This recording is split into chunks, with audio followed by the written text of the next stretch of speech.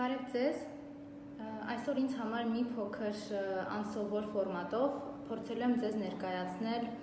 օրերս ազգային ժողով ներկայացված եւ քննարկված կառավարության ծրագրի կատարողականի ընթացքի եւ արդյունքների վերաբերյալ զեկուցման մասին իմ կատարած դիտարկումները։ Ուզում եմ ձեզ նշել, որ առանձնացրել եմ մի քանի ոլորտներ, որոնք համեմատական ուսումնասիրել եմ եւ կառավարության ծրագրում եւ նաեւ կառավարության ծրագրի հիման վրա ներկայացված հաշվետվության հետ կապված եւ այդ ոլորտներով նաեւ կատարել եմ այլ ուսումնասիրություններ ու կփորձեմ ձեզ հիմա ներկայացնել իմ եզրահանգումները։ Ուզում եմ շեշտել, որ այն ոլորտները, որոնք առանձնացրել եմ, դրանք իմ ուսումնասիրության շրջանակներում են եղել եւ դրա հետ կապված կարողացել եմ հավաքել առավել շատ տեղեկատվություն եւ դրանց հերթականության հետ կապված կուզենամ նաեւ նշել, որ հերթականությունը ըստ առաջնահերթությունների չեմ տարանջատել, դրանք պարզապես մեխանիկական հերթականությամբ դասավորել եմ, ինչպես որ կային կառավարության ծրագրում եւ կառավարության ծրագրի հիման վրա ներկայացված հաշվետվության հետ կապված։ Այո, որովհետեւ սա այս զեկույցը իրականում հաշվետվություն է, որտեղ պիտի արտացոլված լինեն գործադիր իշխանության արված աշխատանքը, այդ աշխատանքի որակը, որը պիտի գնահատվի ազգային ժողովի կողմից, այսինքն խորհրդարանական երկրի խորհրդարանի կողմից։ Նաև կուզենամ անդրադառնալ այն հարցին, թե ինչու են որոշել անել այս ձևաչափով անդրադարձը, հետևելով կառավարության եւ ազգային ժողովի քննարկումներին, բոլորդ շատ լավ գիտեք, որ օբյեկտիվ պայմաններով ազգային ժողովում ձևավորվել է այնպիսի մեծամասնություն, այսինքն մեծամասնությունը կազմում է այն խմբակցությունը, որտեղ անգամ ցանկություն չկա գնահատելու կառավարության աշխատանքը, հետևաբար նաև ցանկություն չկա որոշակի կերպով իրականացնելու իրենց խորհրդարանական վերահսկողությունների գործիքակազմը։ Եվ դրա վառ ապացույցն էր նաև այն հանգամանքը, որ իշխող խմբակցության պատգամավորներից գտնվեցին մարդիկ, ովքեր այս նույն կառավարության ծրագրի հաստատման ժամանակահատվածում ասեցին, որ նույնիսկ եթե սպիտակ թուղթ ներկայացված լինի կառավարության ծրագրի փոխարեն, իրենք պատրաստ են դա եւս ընդունել։ Եվ փաստորեն շատ չէր տարբերությունը նաեւ կապված կառավարության ծրագրի հաշվետվության հետ, որովհետեւ ոչ մի էական քննարկում իշխող խմբակցության կողմից մենք չտեսանք։ Հերթով անդրադառնալով ոլորտներին, արդեն նշեցի, որ դրանք ըստ առաջնահերթությունների չեմ տարանջատել եւ միայն բավարարվել եմ կառավարության ծրագրում առկա հերթականությամբ։ Դրանք համեմատել եմ ինչպես կառավարության ծրագրի հետ, այնպես էլ կառավարության ծրագրի հաշվետվությունում, այսինքն ուզում եմ հասկանանք, թե ինչ ունեինք այդ ոլորտներով եւ ինչ ունենք, ինչ արված կամ չարված աշխատանք ունենք։ Առաջինը, որ առանձնացրել եմ, դա Սփյուռքի հետ կապված հարցերն են։ Ուրեմն, եթե նայենք կառավարության ծրագրի հաշվետվությունը, ապա ասեմ ձեզ, որ այնտեղ ոչինչ չեք գտնի, բացի դեկլարատիվ եւ համահայկական խնդիրների շարադրումից, որը բոլորիս շատ լավ հայտնի է, բայց այդ խնդիրների լուծման ոչ ծրագրերը եւ ոչ էլ բանաձևերը ամրագրված չեն։ Եվ եթե նայեք կառավարության ծրագիրը, ապա կտեսնեք, որ այնտեղ բացի այս դեկլարատիվ բնութագրումներից նաև տրված էր մի առաջնահերթություն, այդ առաջնահերթությունը հայրենադարձության խթանումն էր, այսինքն ըստ էության կառավարությունը ամրագրել էր որպես առաջնահերթ լուծման խնդիր։ Արդեն նշեցի, որ սրա հետ կապված ծրագրի հաշվետվության մեջ որևիցե դրույթ առկա չէ։ Այդ իսկ պատճառով ստիպված էի փնտրել այլ աղբյուրներ եւ գտա հենց Սփյուռքի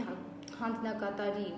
հրապարակային հաշվետվությունները եւ եթե չեմ սխալվում, այդ հաշվետվությունները, այդ հրապարակային խոսքը ասվել էր հենց ազգային ժողովում ու այդ հրապարակային խոսքի մեջ բառացի եմ մեջբերում կային հետեւյալ արտահայտությունները, որ Հայաստանը պատրաստ չէ հայրենադարձության, ընդունել իր հայրենակիցներին եւ նաեւ հայրենադարձությունը որպես խնդիր ինքը իր համար չի ձևակերպել եւ այդ ուղղությամբ գործուն քայլեր արված չեն ըստ էության։ Ստացվում է, որ կառավարության լիազոր մարմինը այս հարցերով զբաղվելու, Սփյուռքի հետ կապված հիմնախնդիրներով զբաղվելու, ըստ էության կառավարության ծրագրում ամրագրված առաջնահերթությունը չի համարել իր աշխատանքային առաջնահերթությունը եւ հետեւաբար այդ ուղղությամբ արված քայլեր չկան։ Իսկ այն հարցին, թե ինչ է արվել, մենք կգտնենք հետեւյալ պատասխանը, որ Զարե Սինանյանը ասում է, ինքը տեղեկատվություն է տրամադրել Հայաստանի մասին, Հայաստանից դուրս բնակվող հայերին։ Ստացվում է, որ 21-րդ դարում զարգացած տեղեկատվական տեխնոլոգիաների դարաշրջանում մեր կառավարությունը Նիկոլ Փաշինյանի գլխավորությամբ Զարեհ Սինանյանին վճարում է ամսական բավականին մեծ գումար, նաև միլիոնավոր պարգևավճարներ հատկացնելով, որպեսզի ինքը պարզապես տեղեկատվություն տրամադրի մեր հայրենակիցներին, առանց հետագայում այդ տեղեկատվության տրամադրելու արդյունքների մասին հաշվետվություն ներկայացնելու եւ այն միջոցառումներին, որոնց ինքը մասնակցել է, արդյոք դրանք գործուն արդյունքներ են ունեցել Սփյուռքի հետ մեր կապերում, թե ոչ։ Առավել ոչինչ դուք գտնել չեք կարող, բայց ես իմ կողմից ուզում եմ ավելացնել, որ կա մի շատ հիմնական ցուցիչ, որը իմ կարծիքով բնորոշում է կառավարության եւ Նիկոլ Փաշինյանի ձախողումը այս ոլորտում, դա այն հանգամանքն է, որ ինչպես գիտեք, շաբաթներ շարունակ մեր քաղաքացիները տարբեր երկրների օդանավակայաններում օրեր ու շաբաթներ էին անցկացնում անորոշության մեջ, որովհետեւ Նիկոլ Փաշինյանը չէր կարողանում որոշում կայացնել այդ մարդկանց ընդունել Հայաստան թե ոչ, եւ նաեւ շատ մեծ ամոթի զգացումով ուզում եմ փաստել, որ ոչ թե կառավարության եւ Նիկոլ Փաշինյանի որոշման շնորհիվ են այդ մարդիկ վերադարձել Հայաստան, այլ այդ մարդիկ վերադարձան Հայաստան հայ բարերարների ֆինանսական միջոցներով եւ նաեւ այլ երկրների ղեկավարների, կառավարությունների ու վարչապետերի գործուն օժանդակությամբ ու աջակցությամբ։ Սփյուռքի հետ կապված այլևս ոչինչ դուք չեք գտնի եւ մեր կառավարությունը բավարարվել է ընդամենը այսքանով։ Հաջորդ խոշոր ոլորտները, որը կառավարությունը եւ կառավարության հաշվետվության մեջ կգտնեք, դա կոռուպցիայի դեմ պայքարն է եւ պետական կառավարման համակարգի բարելավումը։ Զարմանալի է, որ կառավարության հաշվետվության մեջ այս երկու լայնածավալ, իրականում շատ մեծ ու ծանր ուշադրության արժանացող այս երկու ոլորտները մեկտեղվել են, ինչը կառավարության ծրագրում այդպես չէր, նրանք առանձին էին ներկայացված եւ ներկայացված է շատ հակիրճ, ու երբ որ սկսում ենք խորանալ բովանդակության մեջ, հասկանում ենք, որ այդքան էլ բովանդակային առումով շատ պարզունակ եւ ոչ համալիր մոտեցում է ցուցաբերվել եւ առավել հստակ հասկանալու համար այս երկու ոլորտները ես դրանք տարանջատել եմ եւ ձեզ իմ եզրահանգումները կներկայացնեմ առանձին։ Առաջին ոլորտը կոռուպցիայի կանխարգելումից սկսենք, կոռուպցիայի դեմ պայքար։ Ըստ մեր կառավարության հաշվետվության, կառավարությունը պատկերացնում է կոռուպցիայի դեմ պայքարը հետևյալ գործողությամբ. Ազգային անվտանգության ծառայության քննչական դեպարտամենտին, ՀՔԾ-ի եւ ոստիկանության գործողությունների արձանագրում պարզապես։ Այսինքն, ինչ է արել մեր կառավարությունը, վերցրել է այն քրեական գործերի նախապատրաստված նյութերի թվագրումը ընդհանրապես, այսինքն մեխանիկական դասավորել է հերթականությամբ, համարել է դա պատշաճ վիճակագրություն եւ դա ներկայացնում է որպես կոռուպցիայի դեմ գործուն պայքար եւ էական ու արդյունավետ ձեռքբերումներ։ Ես ուզում եմ ձեզ հիշեցնել, որ ցանկացած արարք, հանցագործության որակման եւ դրա հետ կապված պատիժ նշանակելու գործառույթները իրականացվում են եւ հաստատվում են բացառապես օրինական ուժի մեջ մտած դատական ակտով։ Իսկ օրինական ուժի մեջ մտած դատական ակտին նախորդում են նյութերի նախապատրաստման, նախաքննության, դրանից հետո մեղադրական եզրակացության պատրաստման փուլերը, որից հետո դատական քննության փուլ, դատական ակտի հրապարակում եւ նշեմ, որ այդ դատական ակտը հրապարակված հնարավոր է ուժի մեջ չմտնի, որովհետեւ դրան կարող են նաեւ հաջորդել բողոքարկման փուլերը։ Եվ միայն այս բոլոր փուլերը անցնելուց հետո մենք կունենանք օրինական ուժի մեջ մտած դատական ակտ եւ այդ դատական ակտի եզրափակիչ մասում տեղ գտած ձևակերպումները միայն կարող են հիմք հանդիսանալ այս կամ այն վիճակագրության մեջ ընդգրկված լինելու համար եւ միայն նրանից հետո, որ կպարզվի, որ այդ դատավճիռը կապված է կոռուպցիոն բնույթի հանցագործության հետ, միայն դրանից հետո մենք կարող ենք ասել, որ խոսքը գնում է իրապես վիճակագրության մասին եւ այո, իրապես գործեր եւ քայլեր կան ձեռնարկված կոռուպցիայի կանխարգելման ոլորտում։ Իսկ այս պահի դրությամբ ուղղակի արձանագրել հարուցված քրեական գործերը դեռ մի կողմ թողնելով դրանց իրավականությունն ու օրինականության դաշտում լինելու հանգամանքը շատ քիչ է, որ հավատանք, որ կոռուպցիայի կանխարգելման հետ կապված իրականում քայլեր արվում են։ Հաջորդ ձեռքբերումը, որ շատ անպագորգոր մշտապես ներկայացվում է կառավարության եւ անձամբ Նիկոլ Փաշինյանի կողմից, դա կոռուպցիայի կանխարգելման հանձնաժողովի ստեղծումն էր։ Համալիր հասկանալու համար, թե ինչ չի արվել եւ ինչ աղետալի վիճակում է ուղղակի այս ոլորտը, ես դες ուզում եմ մի փոքր էքսկուրս անել այն օրենսդրական կարգավիճակի հետ կապված եւ ներկայիս օրենսդրական կարգավորումների, որոնք ունեինք այն ժամանակ եւ ունեինք հիմա։ Նիկոլ Փաշինյանի գործուն մասնակցությամբ Իմ քայլը խմբակցությունը գրեթե 1 տարի Հայաստանի Հանրապետությանը զրկեց կոռուպցիայի կանխարգելման հանձնաժողովի ձևավորման հնարավորությունից, այսինքն այդ հանձնաժողովը չէր ձևավորում, հետևաբար նաև կիսատ էին մնում հնարավոր բոլոր գործառույթները եւ ինստիտուցիոնալ կարգավորումները այս մասով։ Ստացվում է, որ եւ ուզում եմ բացատրել, թե ինչու էին ձախողում։ Մենք ունեինք ուժի մեջ մտած, բայց այդպես էլ չգործարկված օրենք, որի համաձայն, որ բավականին որակյալ էր եւ որակյալ էր գնահատվել ոչ միայն տեղական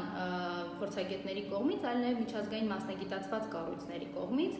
ու այն բավականին բարդ ընթացակարգ էր նախատեսում հանձնաժողովական դառնալու տեսանկյունից, այսինքն բարդ էր ոչ թե իրականացման ընթացակարգի տեսանկյունից, այլ հենց հանձնաժողովական դառնալու եւ հանձնաժողովական առաջադրվելու հետ կապված։ Ինչու, որովհետեւ պիտի ունենայր հանձնաժողովի անդամի թեկնածուն, պիտի ունենար աշխատանքային ստաժ, պիտի ունենար մասնագիտական մեծ փորձառություն, պիտի հանրային վստահություն ունենար իր անձը հավատ ներշնչող եւ այս վավերապայմաններին բավարարելուց հետո միայն իրավունք էր վերապահում անցնել հարցազրույցի փուլը, հարցաշարը հաղթահարել, որից հետո իրավունք էր ստանում թեկնածուն անձը լինելու առաջադրված, հետագայում նաեւ ընտրված։ Այս համակարգը ամբողջությամբ Նիկոլ Փաշինյանը վերացրեց, բերեց մի նոր օրենքի նախագիծ, որի համապատասխան կոռուպցիայի կանխարգելման հանձնաժողովը ստեղծվեց բացառապես քաղաքական պայմանավորվածությունների հիման վրա, այսինքն առաջադրումներից եւ առաջադրող մարմիններից արդեն կարելի է ենթադրել, թե ինչի մասին է խոսքը։ Սա դեռ դնենք մի կողմ կազմավորման կարգը, հետո անդրադառնանք ավելի կարևոր հարցին, այն է, թե ինչպես կառավարությունը տապալեց կոռուպցիայի կանխարգելման հանձնաժողովի բնականոն գործունեությունը։ Այս ողջ ժամանակահատվածի ընթացքում կառավարությունը չի կարողացել ապահովել հայտարարագրման ինստիտուտի իմպլեմենտացումը, այն է ամբողջական իրագործումը, եւ մենք ունենք իրավիճակ, երբ հանրային պաշտոն զբաղեցնող անձինք, պետական պաշտոնյաները, ունենալով ուղղակի օրենքում ամրագրված պարտավորություն լրացնելու հայտարարագիր, իրենց ակտիվների, պասիվների, ֆինանսական միջոցների հետ կապված, գույքի հետ կապված, շահերի բախման իրավիճակներում պարտադիր պիտի լրացնեն, իրենք ուղղակի չեն լրացնում հիմա, որովհետև դրա հնարավորությունը ուղղակիորեն, օբյեկտիվորեն չկար։ Ստացվում է, որ մեր պաշտոնյաների պաշտոնավարման մի ստվար ժամանակահատված դուրս է մնում ընդհանրապես հանրային մոնիտորինգի եւ հրապարակայնության ու թափանցիկության այդ ողջ գործիքակազմից, որովհետեւ օբյեկտիվ հնարավորություն չկա հասկանալու, թե ինչ գործողություններ են նրանք կատարել եւ այդ գործողությունները արդյոք համապատասխանում էին իրենց պաշտոնին եւ կարող էին արդյոք նման գործառույթներ իրականացվել թե ոչ։ Թույլ տվեք նաեւ կասկած հայտնել առ այն, որ ես շատ կասկածում եմ հայտարարման ինստիտուտի ամբողջական եւ լրիվ ներդրումից հետո այս բաց թողնված ժամանակահատվածի համար լրացված տվյալների իսկության եւ դրանց հետագայում նաեւ ստուգելի լինելու հանգամանքի վրա, որովհետեւ դա շատ բարդ կլինի, հաշվի առնելով այն հանգամանքը, որ այդ ժամանակահատվածը փաստացի բաց է թողնվել վերահսկողական գործառույթներ իրականացնելու տեսանկյունից։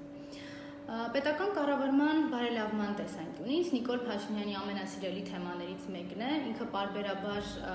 խոսում է, որ պետական կառավարման համակարգը այն ժամանակ արհեստական ուժացված է եղել, այն շատ մեծ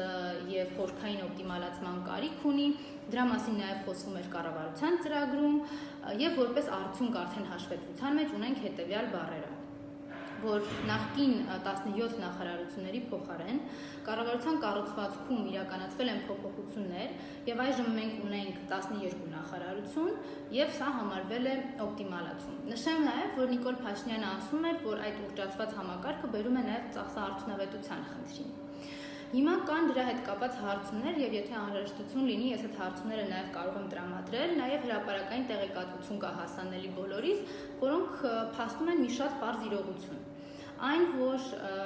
12 նախարարությունների գոյությունը դա ընդհանրապես մեխանիկական միաձուլումն է եւ միացումն է նախկին 17 նախարարությունների եւ այդտեղ էական կրճատումներ հաստիկացուցակի եւ աշխատակազմի կառուցվածքային փոփոխությունների տեսանկյունից չի իրականացվել։ Եվ այդ հարցումների միջինացված թվերը երբ վերցնում են գերատեսչություններում եւ նախարարության աշխատակազմերում իրականացված կրճատումների, դրանք միջինում ստացվում են 5-ից 8 հաստիկ։ Ստացվում է Նիկոլ Փաշինյանի այդ արհեստական ուռճացված ամբողջ հեքիաթներ, եթե դրանք հեքիաթներ են, ուրեմն 8 հաստիքի մասին էր ընդհանուր առմամբ խոսքը։ Կամ իրականում այստեղ կա երկու տարբերակ, կամ իրականում այդ համակարգը ուռճացված էր եւ Նիկոլ Փաշինյանը շարունակում է այդ արհեստական ուռճացված եւ ոչ գործունակ համակարգը պահել, կամ համակարգը իրապես ուռճացված չէր, այն պրոֆեսիոնալ եւ գործառութային տարանջատումներով իրոք համալրված էր եւ կատարում էր իր առջեւ դրված խնդիրը։ Շատ հետաքրքիր հակասություն կա նաեւ կառավարության հաշվետվության եւ կառավարության ծրագրում այս խնդրի հետ կապված։ Արդեն նշեցի, որ կառավարության ծրագրում ասվում է, որ ծախսահարցնավետության տեսանկյունից կա մեծ խնդիր եւ այդ խնդիրը պիտի լուծվի։ Արդեն կառավարության հաշվետվության մեջ դուք կարող եք հանդիպել այնպիսի նախադասության, որը ասում է, թե իրենք իրենց առաջ խնդիր չեն դրել ֆինանսական միջոցներ խնայել եւ այդ իսկ պատճառով կրճատումները զանգվածային բնույթ չեն կրել։ Ստացվում է, որ Նիկոլ Փաշինյանը այստեղ կամ ունի ուռճացված համակարգ, որը ինքը շարունակում է պահել անհասկանալի պատճառներով, բայց մինչ այդ փաստում էր, որ անպայմանորեն պիտի այդ կրճատումները իրականացվեն, կամ չկար այդպիսի համակարգ եւ համակարգը շատ նորմալ գործում էր, ինքը ուղղակի հերթական տեսանելի խապկանքը ստեղծեց 17 նախարարություն դարձնելով 12։ Շատ կարևոր հանգամանք կա այստեղ նաև, որ 12 նախարարություններ դարձնելուց հետո որոշ նախարարություններ ու գերատեսչություններ հիմք ընդունելով այն հանգամանքը, որ միաձուլման եւ միացման արդյունքում իրենց գործառույթների եւ լիազորությունների տեսանկյունից ընդլայնում է տեղի ունեցել, չեն բավարարվել միայն տեխնիկական հաստիկների փոխադրմամբ, այլ նաև ընդլայնել են իրենց աշխատակազմերը այս կամ այն ստորաբաժանում ավելացնելով հաստիկներ։ Այս մասով եւս կարծում եմ կառավարության ոչ իրական եւ այս մանիպուլատիվ ինֆորմացիան եւս շատ կարեւոր էր բարձրաձայնել։ Սրանից բացի հաջորդ խնդիրը, որ արձանագրել եմ, դա արդարության, արդարադատության հետ կապված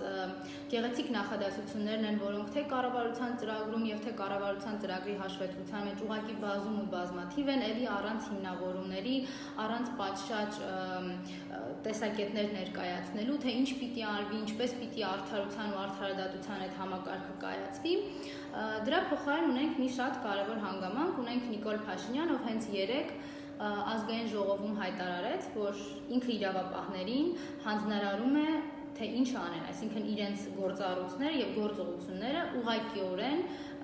հրահանգվում են իր կողմից։ Ստացվում է մարդը ընդունեց, որ այն միջնորդությունները, որոնք մերժվում են, բավարարվում են, այն որոշումները, որոնք կայացվում են իրավապահ մարմինների կողմից, ուղղակի իր հրահանգավորման տակ են գտնվում։ Ուզում ձեզ հիշեցնել, որ Նիկոլ Փաշինյանը այն նույն մարդն է, ով հայտարարում էր, որ Հայաստանի Հանրապետությունում չկա մի դատավոր, որը իր ասածը չի անի։ Նիկոլ Փաշինյանը այն մարդն էր, ով որ արգելափակեց դատարանների մուտքերը եւ այդպիսով բացառեց արդարադատականության շատ անձանց իրավունքները,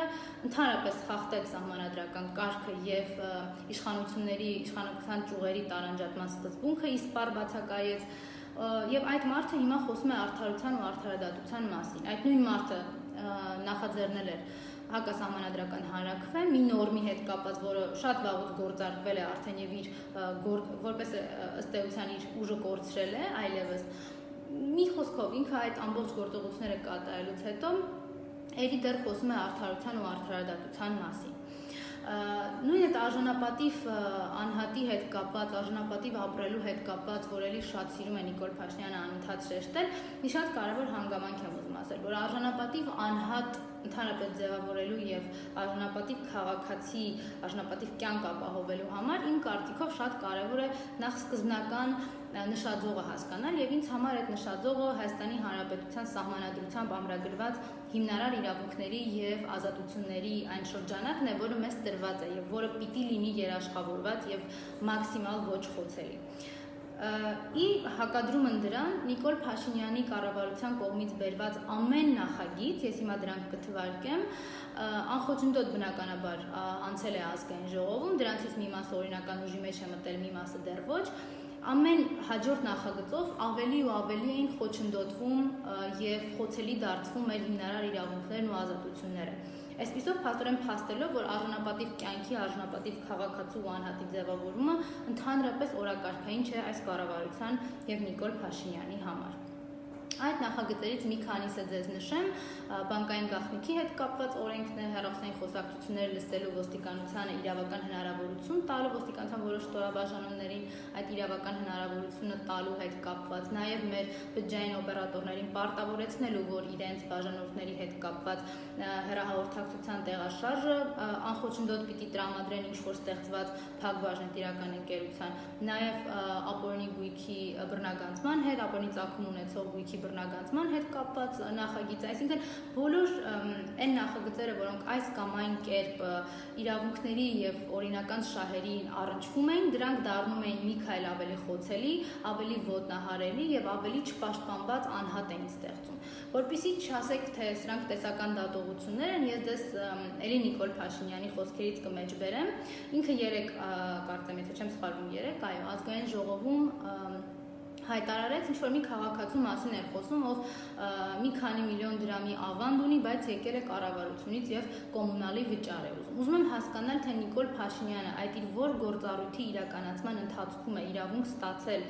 տեղեկանալ Հայաստանի Հանրապետության քաղաքացու բանկային հաշիվներին, բանկային ավանդի պայմանագրին եւ ով է իրեն իրավունք տվել իմանալու այդքան ինֆորմացիա, չեմ ակնկալում քրեաիրավական որակում, որովհետեւ արդեն հասկացել ենք, որ քրեաիրավական որակումներն էլ է տալիս Նիկոլ Փաշինյանը, բայց փաստ է ուզում արձանագրենք, որ անգամ այն պայմաններում, որ մեր բանկային գաղտնիքը երաշխավորված է, էլի Նիկոլ Փաշինյանը, որը ոչ մի կապ չունի մեր բանկային գաղտնիքը իմանալու հետ կապված, ինքը դա գիտի եւ դա անխոչնդոտ նաեւ հրապարակում է առանց թաքցնելու։ Սա նաեւ արդարության ու արդարդատության հետ կապված։ Չեմ ուզում ձեզ ծանրաբեռնել լրացուցիչ մանր-մունր հարցերով, ինչու են դրանք մանր-մունր, որովհետև դրանք այդպես է դիտարկել կառավարությունը, դրանց նվիրելով 1-2 տող, ինչպես օրինակ սոցիալական պաշտպանվածության այս մեծ լայնածավալ խնդրին, կառավարությունը հատկացրել է ընդամենը մի քանի տող եւ էլի ոչինչ չասող ուղղակի համամարտկային արժեքներ է ամրագրել առանց ծրագրային դրույթների ու փաստորեն այս սխալը եւս Նիկոլ Փաշինյանը մի քանի օր առաջ ուղեց իր լայֆերում, երբ ասաց, որ գտել է այդ սոցիալական պաշտպանվածության բանաձևը, դա հարևանային համերաշխություն ինքը անվանեց, ըստ իրեն մենք պիտի երջանիկ լինենք, որ կգտնենք հարևան, որը մեզ կտա 7000 դրամ, օրինակ մենք այդ 7000 դրամով կվճարենք մեր կոմունալները եւ կապրենք ուրախ ու երջանիկ, հասկանալով, որ Նիկոլ Փաշինյանը ապահովել է մեր սոցիալական պաշտպանվածությունը եւ մենք պաշտպանված ենք մեր կառավարության շնորհիվ։ Շատ են հարցերը եւ բազմաթիվ, բայց կարծում եմ այս փոքրիկ դիտարկումներից եւ իմ կողմից կատարված ուսումնասիրությունների ու եզրահանգումների արդյունքում հնարավոր է հասկանալ, որ պարզապես չկա աշխատանք, որը հնարավոր լինի գնահատել պատշաճ կամ ոչ պատշաճ։ Եթե չի արվել աշխատանք, ապա դրա որակի մասին խոսելը եւս ավելորդ է։ Եվ ինչը ավելի ցավալի է, չունենք խորհրդարանում մեծամասնություն, որը ցանկություն կունենա վերհանել ակատարվածը, չկատարվածը եւ դրան տա իրավական գնահատական, այսինքն կառավարության անվստահություն հայտնելու հարցով, վարչապետին անվստահություն հայտնելու հարցով եւ այլն։ Ստացվում է, որ մենք ստիպված Հայաստանի Հանրապետության քաղաքացիներով պիտի փնտրենք այլ հարթակներ, որտեղ հնարավորություն կունենանք գնահատելու արված աշխատանքը եւ արձանագրելու, որ աշխատանք կատարված չէ։ Ես շնորհակալ եմ, ցտեսություն։